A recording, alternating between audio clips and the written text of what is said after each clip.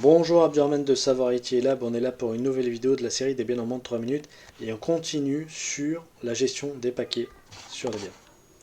Alors on commence tout de suite avec une commande, donc la commande apt.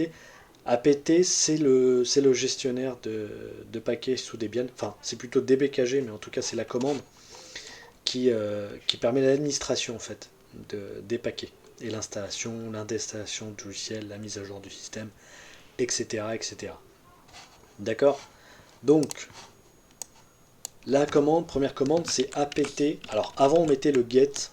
Maintenant, c'est plus obligatoire sur Debian Buster, donc Debian dist. Donc, apt update.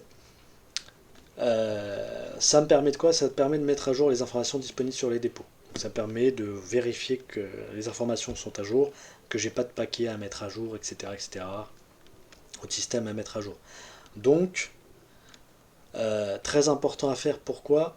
Parce que euh, parfois vous pouvez essayer d'installer un paquet ou de faire un upgrade de votre machine Debian, un apt upgrade, et ça ne fonctionne pas, vous avez un message erreur, alors je ne l'ai plus en tête exactement. Et en fait, il suffit de faire un apt update avant, donc on met à jour les informations qui sont disponibles sur les dépôts, et ensuite on installe. Voilà. Donc un réflexe à avoir. Vous avez après une commande, si vous voulez installer un paquet, donc par exemple en l'occurrence je vais installer le paquet tcpdump. C'est un utilitaire de sniffing réseau qui me permet de sniffer le réseau. Et bien je vais faire un apt install, d'accord, tcp dump, d'accord, donc c'est le nom du paquet. Donc il me pose une question, souhaitez-vous continuer? Alors très important, lisez bien les informations, il ne faut pas juste faire les choses de manière automatique. Les paquets supplémentaires suivants vont être installés, les nouveaux paquets suivants vont être installés.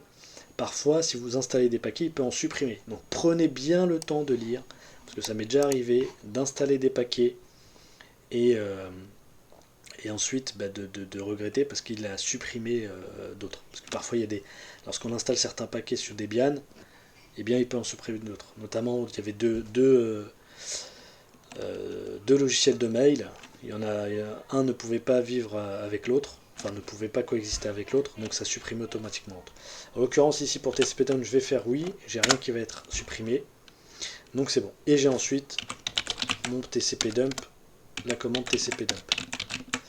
Ok, voilà, donc qui permet de sniffer le réseau. Donc ça c'était pour l'installation du paquet. Je vous dis à tout de suite pour la prochaine vidéo.